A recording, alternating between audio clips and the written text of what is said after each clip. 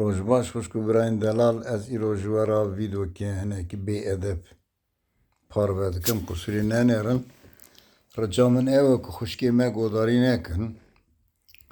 Divê li gundekî mêrik diçe camiyê mela divê şeva Leyletul Qedr divê wedî hundirê xanî we ronî bû sê dua bikin.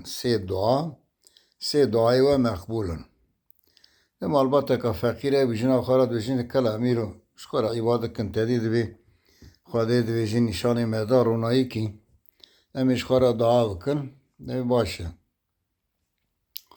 Dua dikin heta nêzîkî sibê hew dinêrin hundir tije bûn nûr. Mêrik dibêjinek destê xwe bilin ke em dua bikin. Divê na welahi ez ê dua bikim. Divê qîzê destê xwe bilin ke na nûrê here zeman hindik e em duakî bikin ji xwe re. Ewledê me tune, malê me tune, em extiyarên nexweş in divê na welahi ez dua dikim bê amîn. Mêrik divê amîn.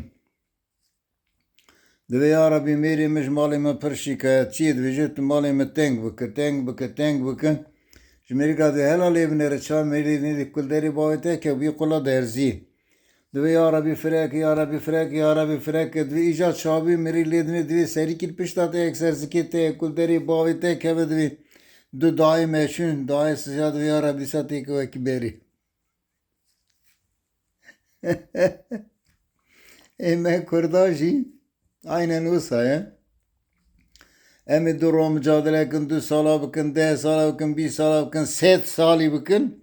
Piştî 100 salê em ê dejê bigerim. Him bavra dîsa ve qeydê berê. Aha divê qeydê berê diçe. Dîsa tiştek ji Kurda re tune. Xwedê me îslah bike çi bêjim.